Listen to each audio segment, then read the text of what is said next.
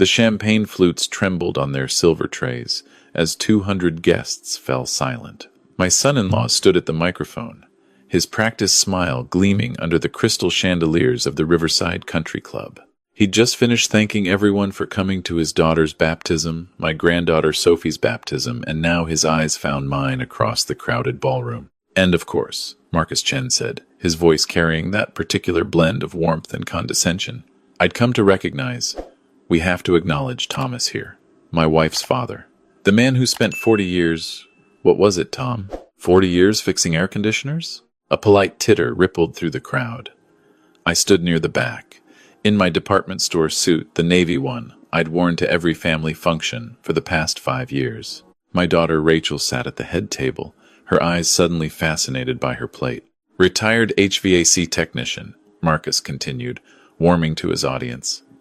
You know, Thomas, I told Rachel we should have seated you closer to the kitchen. More comfortable for you, probably. All these venture capitalists and tech CEOs might be a bit intimidating.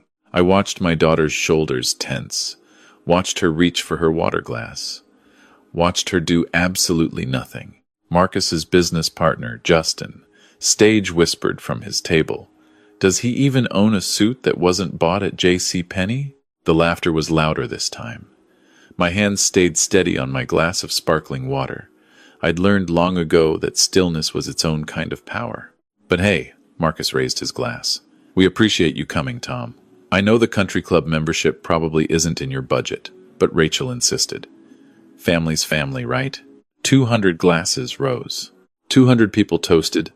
My daughter finally looked at me, her eyes pleading something I couldn't quite read. Please don't make a scene, maybe. Or I'm sorry.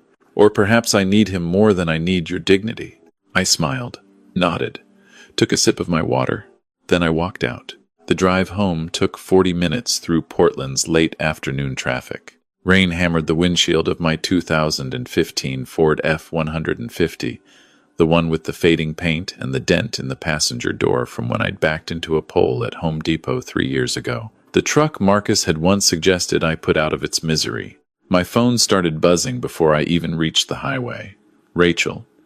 I let it go to voicemail. She called again. Voicemail. A text appeared. Dad, please, can we talk? I turned the radio to classical music and drove. My house in Beaverton was small, a 3-bedroom ranch I'd bought in 1985 for $62,000. The neighborhood had changed over the years, young families replacing the retired couples who'd been my neighbors. My grass needed mowing. The gutter over the garage sagged slightly. I parked in the driveway, sat in the truck, while rain drummed on the roof, and finally checked my voicemail. Dad, Rachel's voice cracked.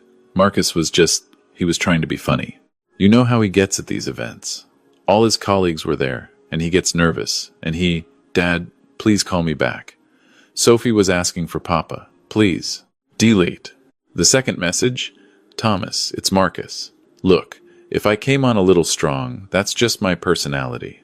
Rachel's upset. And honestly, you walking out like that was pretty dramatic. We're family now. We should be able to take a joke. Give me a call. Delete. I went inside, made myself a pot of coffee, and sat at my kitchen table looking at the photo on the wall. Rachel at 8 years old, gap-toothed and grinning, holding up the first fish she'd ever caught. Back when I was her hero. Back before she met Marcus Chen at a tech industry mixer. Before she got swept up in his world of startup capital and IPO dreams.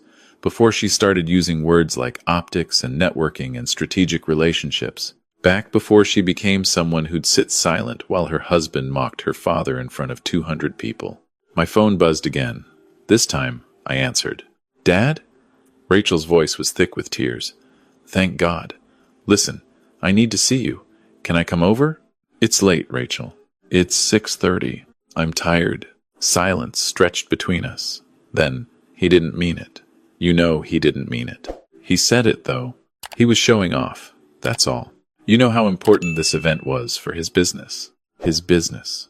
I laughed, short and sharp. His business that you keep telling me is revolutionizing commercial real estate technology. The one that keeps needing just a little more capital. Dad. The one he asked me to invest in last month.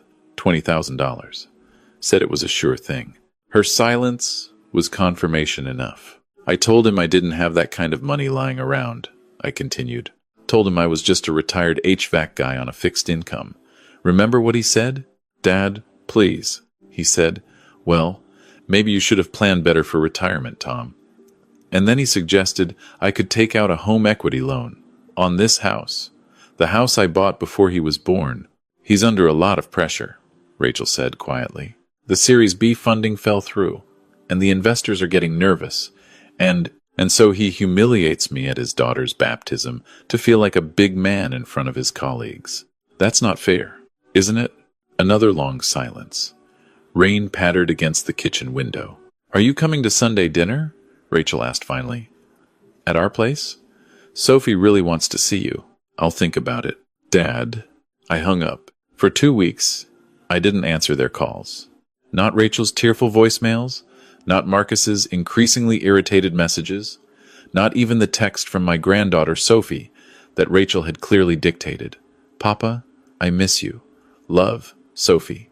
I went to my storage unit in Hillsborough on a Tuesday morning. The unit was climate-controlled, 10 by 20, and cost me $200 a month. I'd been renting it for 30 years. Inside were filing cabinets. 12 of them, industrial-grade, fireproof. I pulled the key from my wallet, the small brass one I'd carried since 1994, and unlocked the first cabinet. Property deeds. 47 of them. Commercial buildings across Portland, Beaverton, Lake Oswego, and West Lynn. The first one I'd bought in 1988, a small office building in northeast Portland for $90,000. Now worth $3.2 million. The HVAC business had been good cover. People saw the truck, saw the uniform, saw the service calls, and assumed that was all there was.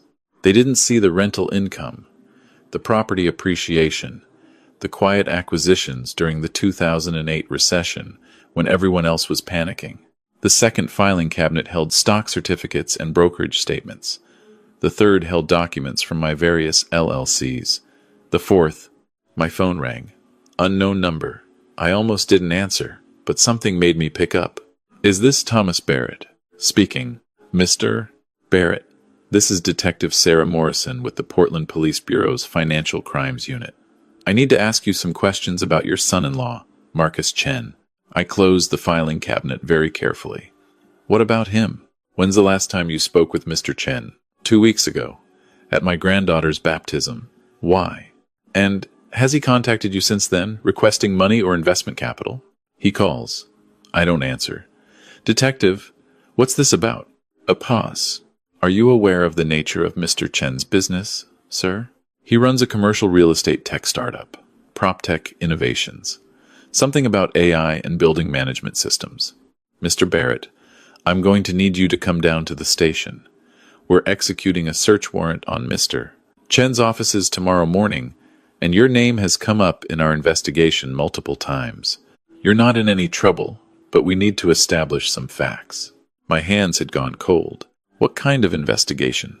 Securities fraud, sir. We have reason to believe Mr. Chen has been operating an investment scheme. Multiple victims have come forward.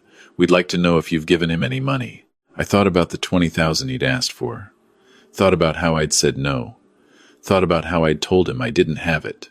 I haven't given him a dime, I said. That's good. Some investors aren't as fortunate. Can you come in Thursday morning? 9 a.m. I'll be there. I hung up and stared at the filing cabinets for a long time. Then I pulled out my phone and did something I hadn't done in 2 weeks. I called Rachel. She answered on the first ring. Dad? Oh, thank God. I've been trying to reach you. Rachel, where are you right now? At home. Why? What's wrong? You sound... Is Marcus there? He's at the office. Dad, what's going on? I need you to listen to me very carefully. Don't interrupt. Just listen. Silence. The police just called me. They're investigating Marcus for securities fraud. They're executing a search warrant tomorrow. The sound she made wasn't quite a word. More like air leaving a balloon. Rachel, honey, how much money have you invested in his company? Dad, that's not we're married. It's our money. It's... How much? My trust fund from Mom. Her voice had gone very small. All of it. $350,000. But that's normal, Dad. Spouses invest in each other's businesses all the time. That's... Did he ask you to get anyone else to invest? Silence. Rachel, your sister, Aunt Linda. She put in $50,000 last year, and Mom's brother, Uncle Rob, invested $100,000 about 6 months ago. But Dad, this has to be a mistake. Marcus wouldn't. I closed my eyes. When did he last show you the company's financial statements? He handles all that. I don't really understand the technical side. Rachel, I'm going to ask you something, and I need you to be honest with me. When's the last time you actually visited his office? Not just picked him up outside. Actually went inside. A longer silence. Rachel? He says it's a secure facility. Because of the proprietary technology. Only employees with clearance can. She stopped. Oh, God. Pack a bag. You and Sophie. Come stay with me for a few days. I can't just leave. Marcus is about to be arrested. The words came out harder than I'd intended. And if you're living in that house, when they come with handcuffs, Sophie will see it. She's 3 years old. Do you want that to be her memory? I heard her breathing on the other end. Sharp, quick breaths that might have been the start of crying. Dad, this has to be wrong. We just bought the house in Lake Oswego. We have the Tesla. We're members at the country club. You don't have those things if you're running some kind of scam. Yes, I said quietly. You do. That's exactly what you have. It's called a Ponzi scheme, honey. New investor money pays for the lifestyle that attracts more investors. It works great until it doesn't. I need to call him. Don't. He's my husband. Who humiliated your father in front of 200 people while living off money he stole from your family? Rachel, please. Pack a bag. Come here. We'll figure this out. She hung up on me. I stood in the storage unit for another 20 minutes, then locked everything back up and drove home. Rachel showed up at 11:30 that night. She had 2 suitcases, Sophie asleep in her car seat, and eyes so red and swollen I barely recognized her. I didn't ask questions. Just carried Sophie to the guest room, helped Rachel bring in the bags, and made tea. We sat at the kitchen table, the same table where I'd drunk coffee and stared at her 8-year-old picture 2 weeks ago, and she told me everything.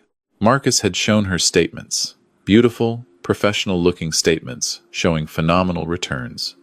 15% quarterly growth. Major contracts with companies I'd heard of. Everything looked legitimate. She'd never questioned it. Why would she?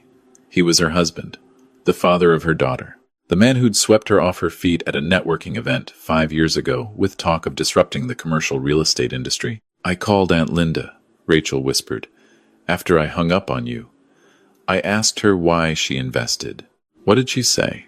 That Marcus showed Uncle Rob a prospectus. It looked solid. They did their due diligence, or they thought they did. There were references from other investors, testimonials, projected revenues. She wiped her eyes. Dad, I'm so stupid. You're not stupid. I sat there and let him mock you. I didn't say a word. And the whole time, he was stealing from our family, from your sister, from Mom's brother.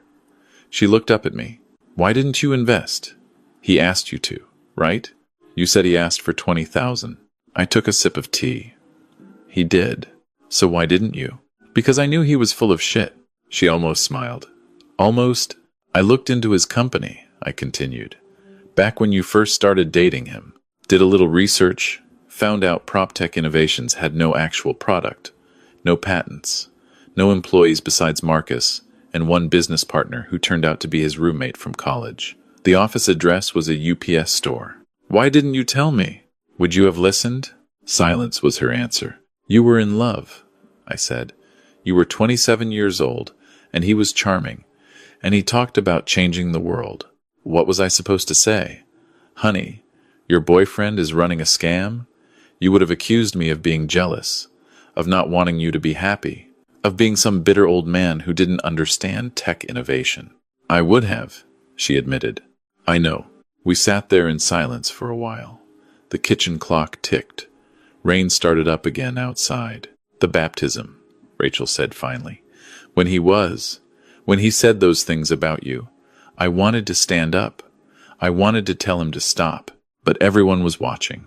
and all his investors were there, and I thought if I embarrassed him in front of them, if I made him look weak. She covered her face with her hands. I chose him over you.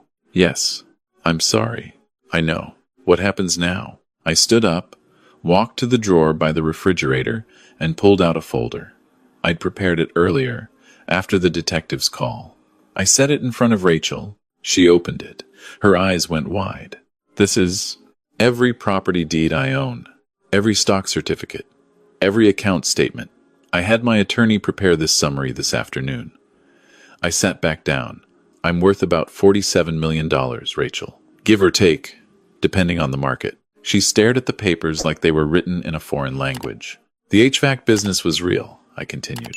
I did that for 40 years. But your mother and I lived on maybe 30% of what I earned. The rest went into real estate. Small commercial properties at first, then bigger ones. I was patient. I was careful. And I was very, very quiet about it. Why? Because people treat you differently when they know you have money. They want things. They expect things. They make assumptions. I tapped the folder. Marcus saw a retired HVAC technician in a cheap suit driving an old truck.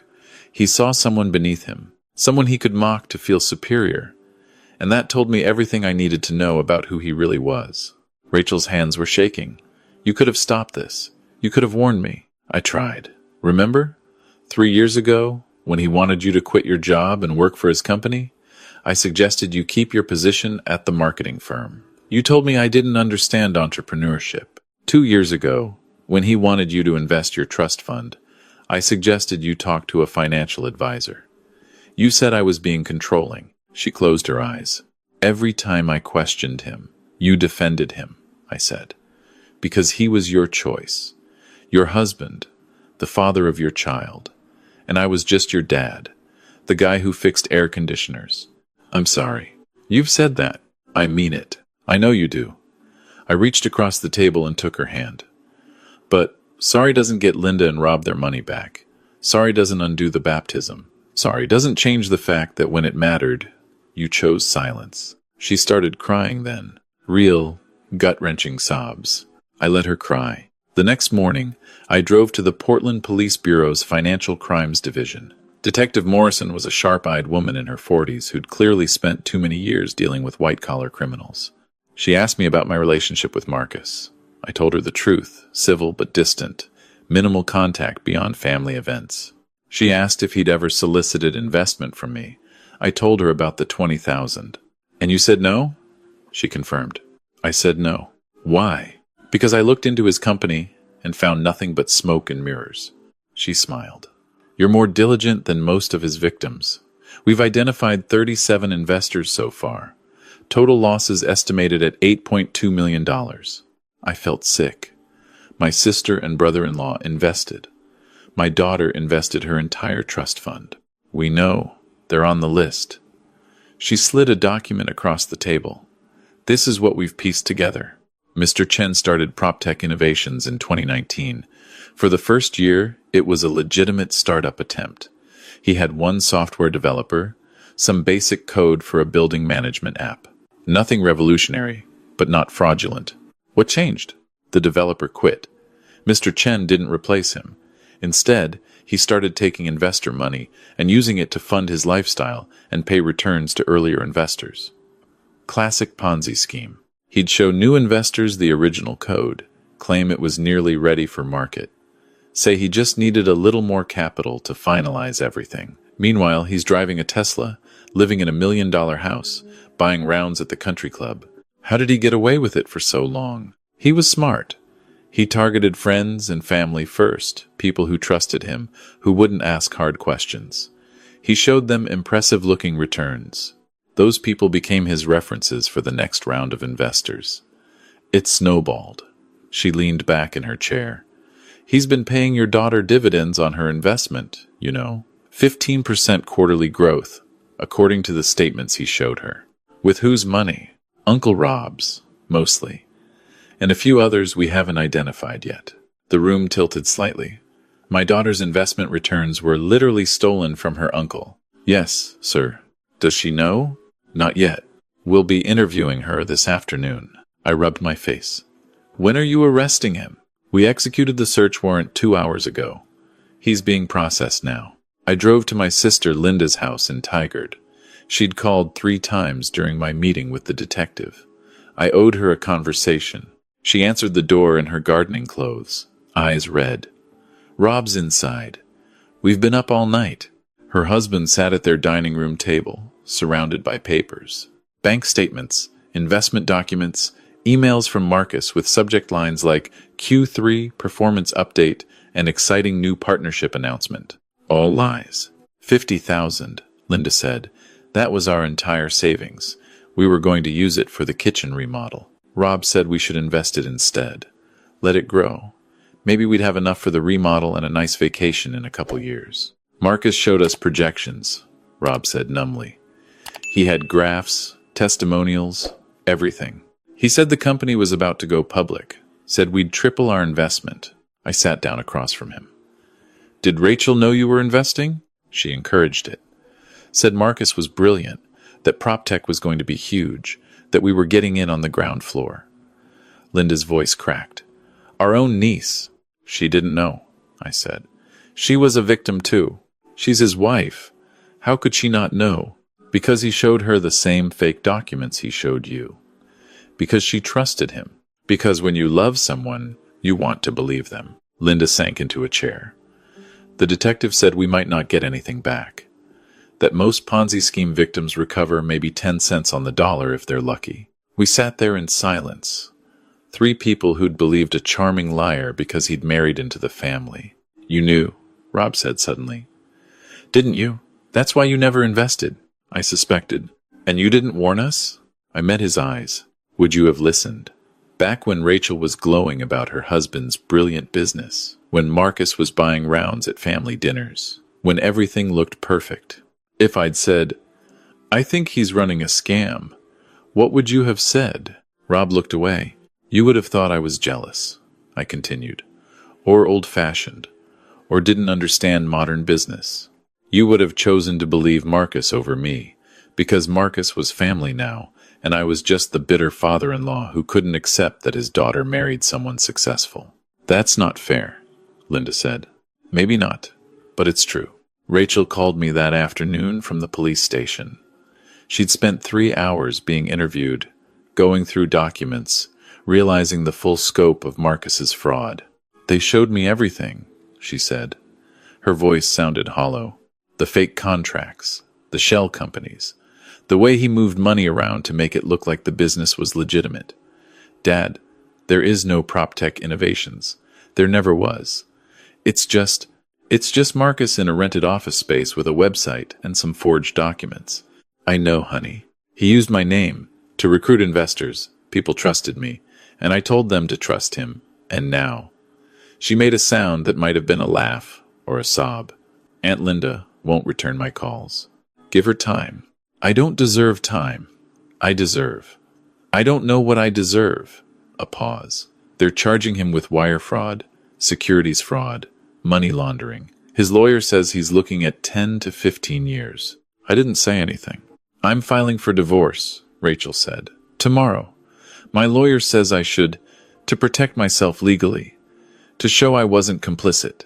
But Dad, I feel like I was complicit. I recruited people. I told them to trust him. I spent money I thought we'd earned, but it was stolen. You're a victim too, I said firmly. You were lied to. You were manipulated. That's what people like Marcus do. They make you complicit without you realizing it. I should have known. How? You're not a financial investigator. You trusted your husband. That's not a crime, Rachel. It's human. Silence. Can Sophie and I stay with you a little longer? She asked quietly. Just until I figure things out. The house is in both our names, but the mortgage hasn't been paid in 3 months. Marcus was using the mortgage money for... I don't even know. Everything's a lie. I can't go back there. You can stay as long as you need. Thank you. A long pause. Dad, at the baptism, when he said those things about you, I should have stood up. I should have told him to stop. I should have... Yes, I said. You should have. The truth sat between us like a stone. I was ashamed of you, she whispered. Is that awful? I was ashamed that my dad wore cheap suits and drove an old truck and fixed air conditioners for a living. All Marcus's friends were venture capitalists and tech CEOs, and I wanted to fit in. I wanted to be part of that world. And you represented everything I was trying to leave behind. I know. How can you forgive that? I didn't say I forgave it. I said I know. I took a breath. Rachel, you're my daughter. I love you. But love doesn't mean pretending everything's okay. You made choices. Those choices hurt me. That's a fact. We can't undo it. So what do? We start from here. Honestly. No more pretending. Okay, she said softly. Honestly, then. I'm scared. I don't have any money. My trust fund is gone. I quit my job 2 years ago to support Marcus's company. I have a 3-year-old daughter, and no way to provide for her. I'm 32 years old, and I have to move back in with my father because I was too stupid to see what everyone else saw. Not everyone saw it. 37 people didn't see it. You did. I had a reason to look carefully. Most people don't question the people they love. Another silence. What happens now? Rachel asked. Now you rebuild. You'll get a job. You'll figure out custody arrangements for Sophie. You'll go to therapy because you need it. You'll apologize to Linda and Rob even if they don't accept it. You'll do the work of becoming someone who doesn't look away when the people you love do wrong things. What if I can't? Then you can't. But you'll try anyway, because that's what adults do. I heard her breathing on the other end. Steadier now.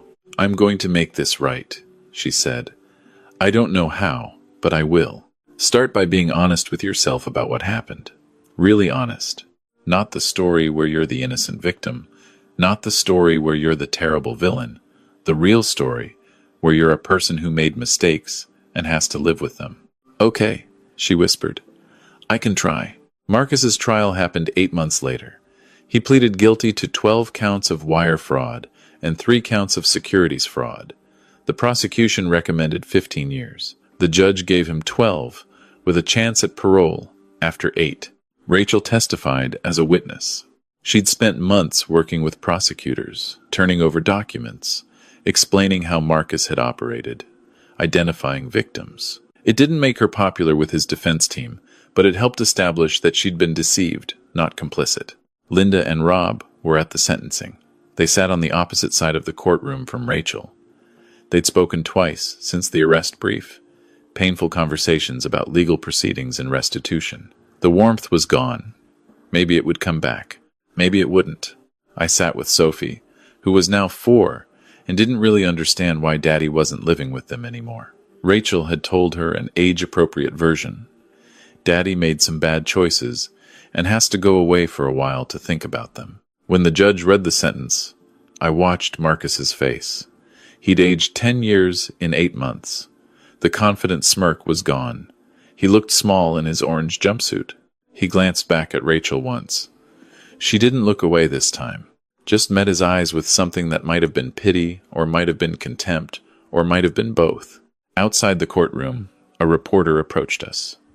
Mrs. Chen, how do you feel about your husband's sentence? Rachel kept walking. I stepped between them and the reporter. No comment, I said. Mr. Barrett, is it true you suspected fraud but didn't report it? No comment. Did you profit from your son-in-law's scheme in any way? I stopped, turned, looked at the reporter very carefully. My family lost $400,000, I said quietly. My sister and brother-in-law lost their life savings. My daughter lost her husband and her home. 37 families were devastated by this man's fraud. No one profited except Marcus Chen. And now he's going to prison. That's the story. Print that. I walked away.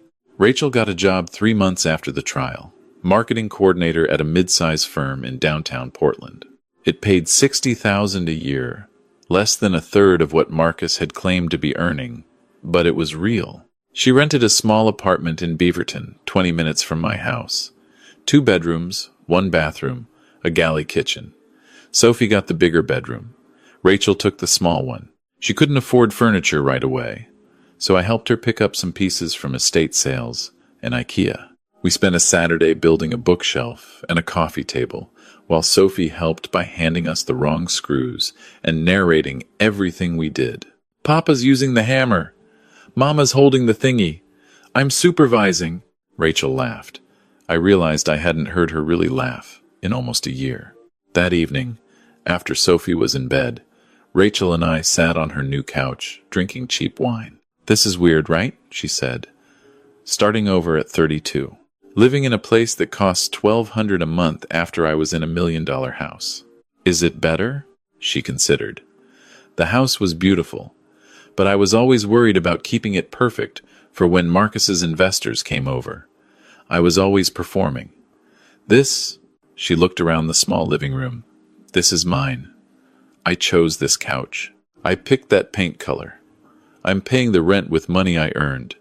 It's mine. That's not nothing. No, she agreed. It's not. We sat in silence for a while. I saw Aunt Linda last week, Rachel said, at the grocery store. She pretended she didn't see me. That's her choice. I wrote her a letter, apologizing, explaining that I didn't know, but that I should have been more careful, that I recruited her, and I take responsibility for that. I sent it certified mail so I'd know she got it. Did she respond? No. Maybe she will eventually. Maybe. Rachel refilled her wine glass. Dad, can I ask you something? Sure. At the baptism. When Marcus said all those things, you could have destroyed him right there. You could have stood up and said, actually, I'm worth $47 million, you smug prick. You could have humiliated him in front of everyone. Why didn't you? I thought about it. Because then it would have been about money, about who had more, who was more successful, who won. And that's his game, not mine. What's your game? Living according to my values. Being someone I respect. Money is a tool, Rachel. It's not a scoreboard. Marcus needed everyone to think he was winning.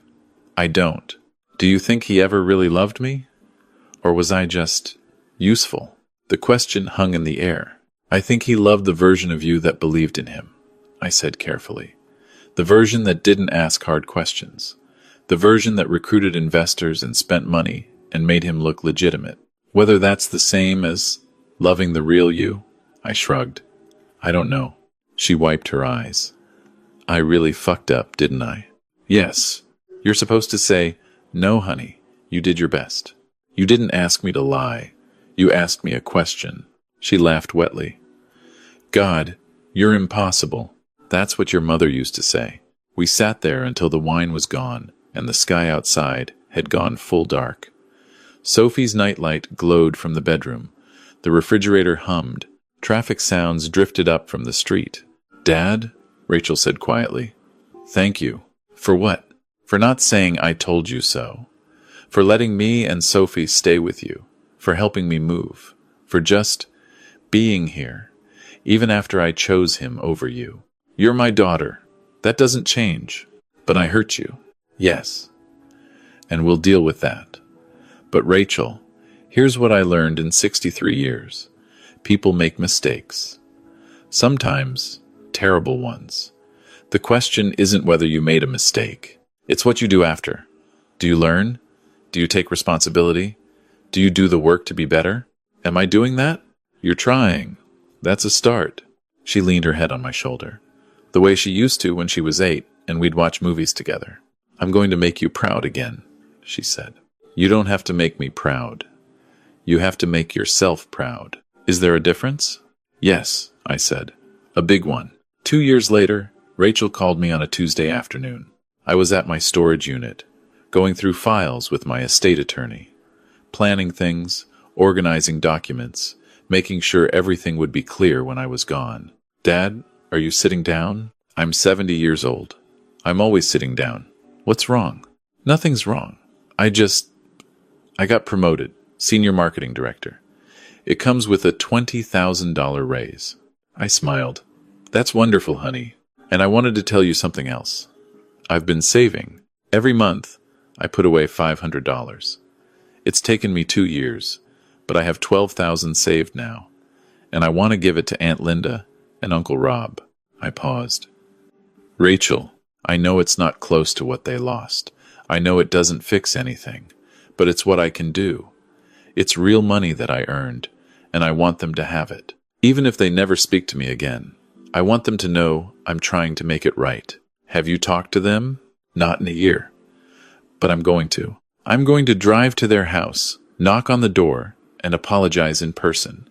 No letters, no phone calls, face to face. That's brave. Or stupid. Can be both. She laughed. Will you come with me? Not to the door.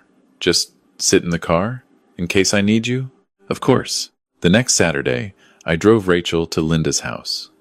She dressed carefully, business casual. Not too fancy, not too shabby. She'd rehearsed what she wanted to say 12 times. I parked across the street. Rachel sat in the passenger seat, staring at the house. What if they slam the door in my face? She asked. Then you tried. What if they yell at me? Tell me I destroyed their lives? Then you listen, because they're not wrong. She took a shaky breath. Okay, I can do this. She got out of the car, walked up the driveway, knocked on the door. Linda answered. I couldn't hear what was said, but I saw Linda's face harden, saw Rachel's shoulders slump, saw Linda start to close the door. Then I saw Rachel hand her something. An envelope. Linda opened it, looked inside, looked at Rachel. They stood there for a long moment. Then Linda said something. Rachel nodded. Linda said something else. Rachel started crying. Linda hesitated. Then, slowly, she opened the door wider. Rachel went inside. I sat in the car for 2 hours, played solitaire on my phone, listened to the radio, watched the neighborhood. Finally, the door opened. Rachel came out. Her eyes were red and swollen, but her shoulders were straighter than when she'd gone in. She got in the car. How'd it go? I asked. Rob's still angry. Linda's. Processing. They took the money. They said it doesn't fix anything, but they appreciate the gesture. She buckled her seatbelt. We talked for 2 hours. I told them everything. Every detail of how Marcus fooled me. How I'd fooled myself. How sorry I am. Rob said some things that hurt. Linda said some things that hurt worse. And I listened. I didn't defend myself. I didn't make excuses. I just listened. That's good. Linda said maybe we could have coffee sometime. Not soon, but maybe. That's something. Yeah. She wiped her eyes. Dad, I think I'm going to be okay. I think Sophie and I are going to be okay. I know you will. I started the car and drove us home. 5 years after the baptism, I hosted Thanksgiving at my house. Rachel and Sophie came, of course. Rachel brought her boyfriend, Daniel, a quiet accountant she'd met at her company's financial planning seminar. He drove a sensible Honda and wore sweaters from Target and asked intelligent questions about Sophie's elementary school experience. I liked him. Linda and Rob came too. It had taken 3 years and a lot of coffee meetings, but they'd found a way back to family. The money was gone and wouldn't come back, but they'd found something more valuable: forgiveness. Real forgiveness, the kind that acknowledges hurt but chooses relationship anyway. My sister brought sweet potatoes. Rob brought wine. Rachel made her grandmother's pumpkin pie recipe. Sophie set the table, very seriously, making sure every fork was exactly parallel to every knife. We sat down to eat, and I looked around the table, at my daughter, who'd rebuilt her life from nothing, at my granddaughter, who was bright and funny and kind, at my sister and brother-in-law, who'd lost their savings but kept their dignity, at Daniel, who treated Rachel like she was valuable and Sophie like she mattered. Should we say grace? Linda asked. We held hands around the table. Linda said the prayer, something about gratitude and family and second chances. When it was over, Sophie piped up, Papa, you're supposed to say what you're thankful for. Everyone looked at me. I thought about Marcus, serving year 6 of his sentence. I thought about the baptism, the humiliation, the silence. I thought about the 2 years of barely speaking to my daughter, the painful rebuilding of trust, the slow work of forgiveness. I'm thankful, I said slowly, that people can change, that mistakes don't have to be permanent, that family means showing up even when it's hard. That's a good one, Papa, Sophie said seriously. I'm thankful for mashed potatoes. Everyone laughed. We ate. We talked. We told stories. And when Rachel asked me to pass the gravy, she caught my eye and mouthed, "Thank you." I nodded. Some things don't need words. Later, after everyone had gone home and I was washing dishes, I thought about the man I'd been 5 years ago, standing in that country club ballroom, listening to my son-in-law mock me while 200 people watched. I'd walked away that night because I'd learned long ago that dignity isn't something other people can give you or take away. It's something you carry inside yourself. Marcus had wanted me to feel small, to feel ashamed, to know my place. Instead, I'd gone home and lived my life according to my values. I'd helped my daughter when she needed it, even though she'd hurt me. I'd been honest about the pain, but I hadn't let it poison everything. I'd shown up, and in the end, that was the revenge that mattered. Not exposing him, not humiliating him, just being someone I could respect, living a life that meant something. The dishes done, I poured myself a whiskey and sat in my living room. The house was quiet. Outside, Portland's November rain tapped against the windows. My phone buzzed. A text from Rachel. "Thank you for today. Love you, Dad." I smiled and typed back, "Love you too, honey." Then I turned on some music, low and easy, and sat in the warm glow of my lamp. Some people measure success in millions, in houses and cars and country club memberships. I measured mine in moments like this, in second chances earned, in family rebuilt, in a granddaughter who knew her. Papa would always show up. Marcus had called me a retired handyman who couldn't dress properly. He wasn't wrong about the clothes, but he'd missed everything that mattered. And that, in the end, was his loss, not mine.